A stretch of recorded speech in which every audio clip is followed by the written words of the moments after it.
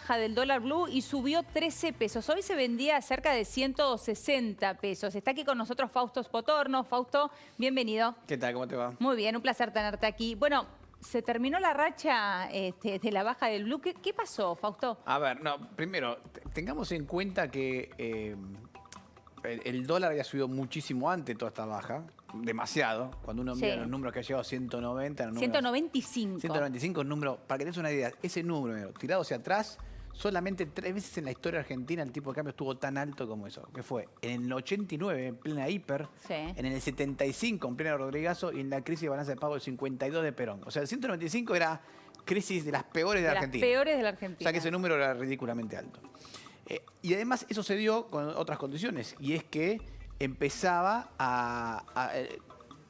empezaba el fin de mes y muchas empresas que están en el mercado informal, acuérdate que el 40% de la economía argentina está en el informal, empezaron a vender dólares para pagar sueldos. Claro.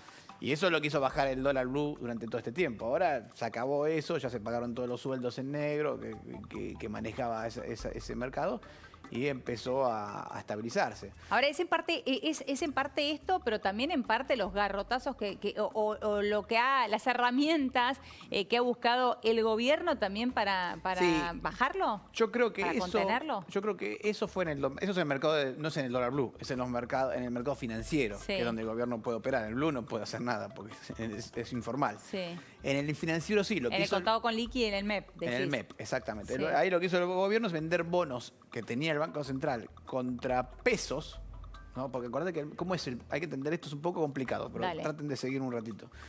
¿Cómo es que se hace una operación en el MEP? Yo compro un bono, agarro pesos, le compro ese bono que está en dólares, el bono está en dólares, pero lo compro contra pesos, y después lo vendo contra dólares y al final me quedé con los dólares. Claro.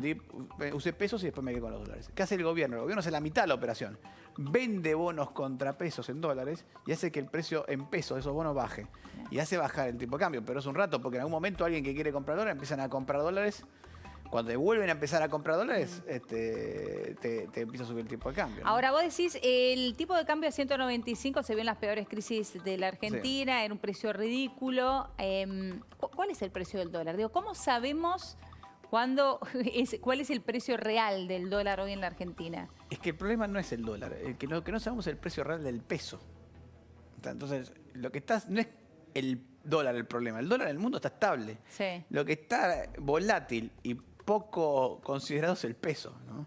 Entonces, ¿qué pasa? El gobierno lo que hace cuando hace todas esas operaciones con los bonos, ¿cuál es la razón real de por qué bajaba el dólar cuando el gobierno hacía estas operaciones? Porque absorbía pesos. Al vender los bonos absorbía pesos, sacaba peso del mercado. Pero eso no puede hacer infinitamente, ¿no?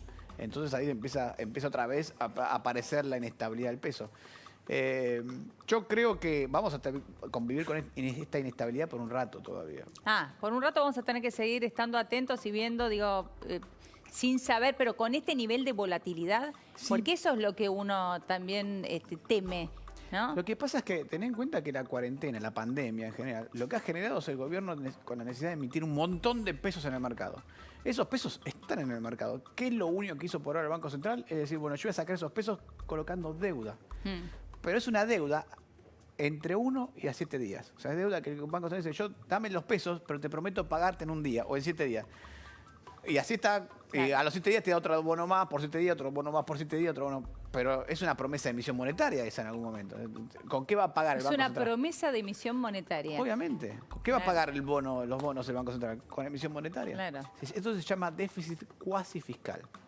En los 80 nos metió en un problemón ese tema. Entonces, obviamente lo que tenés atrás de todo esto es el costo de la cuarentena. No solamente fue fiscal, sino que fue financiado con mucha emisión monetaria, que no hemos podido erradicar del sistema. Está ahí en bonos, está dando vueltas y hacemos ingeniería financiera para tratar de limpiarlo por un rato, pero después vuelve, entonces más ingeniería financiera. Pero eso no tiene una solución todavía. Para solucionar eso tiene que tener un programa económico que está en proceso de elaboración, pero todavía no. Bueno, el fondo está sentado con el equipo de Martín Guzmán, están viendo el pedido que hará la Argentina, este periodo de gracia, después el plazo de pago, y el fondo va a pedir algo a cambio, ¿no? Y ya se está hablando de por dónde vendrá el ajuste. ¿Vos qué crees? ¿Por dónde vendrá el ajuste más allá de esta situación de los jubilados que ya estamos viendo todos, ¿no? Algunas cosas ya se empiezan a ver. Jubilados, empezamos a ver. Tarifas. el gobierno ya anunció que van a ajustar las tarifas. ¿Por qué? Porque la tarifa es un precio dolarizado. No es que está dolarizado porque el gobierno lo decide. Está dolarizado porque el petróleo está en dólares, el gas está en dólares, los equipos para sacar el petróleo están en dólares, los ingenieros para manejar los equipos para sacar el petróleo están todos en dólares porque son ingenieros globales. Sí. Hoy trabajan acá, mañana en Arabia Saudita, pasado en Estados Unidos. Entonces, todo el costo es en dólares, es un precio en dólares del gas, del petróleo.